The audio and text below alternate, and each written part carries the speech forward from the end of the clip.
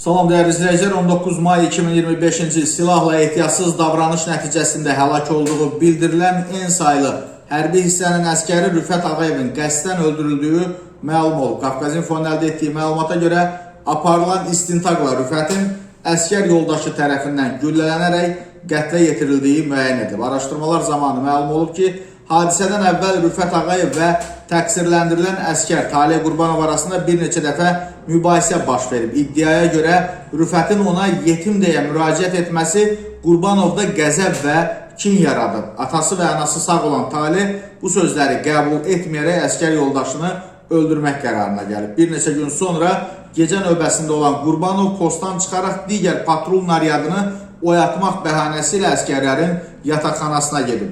Yataqxanaya daxil olan vaxt onun yadına Rüfətlə aralarındakı mübahisələr düşüb, hisslərini cilovlaya bilməyən Taleh silahlı vəziyyətdə fürsət yaranmasından istifadə edərək yatmış vəziyyətdə olan xidmət yoldaşı Rüfəti güllələyib. Təqsirləndirilən şəxs ilkin ifadəsində hadisənin ehtiyatsızlıq nəticəsində baş verdiyini, Rüfəti öldürmək niyyətində olmadığını deyib. Lakin toplanmış sübutlar, o cümlədən şahid ifadələri qəsdən adam öldürmə kimi qiymətləndirilib. Hökmə əsasən 20 yaşlı Taleh əskər yoldaşını xüsusi amansızlıqla qətlə yetirməkdə təqsirli bilinərək 16 il müddətinə azadlıqdan məhrum edilib. O cəzasının ilk 3 ilini həbsxanada, qalan 13 ilini isə ciddi rejimli cəza çəkmə müəssisəsində çəkəcək.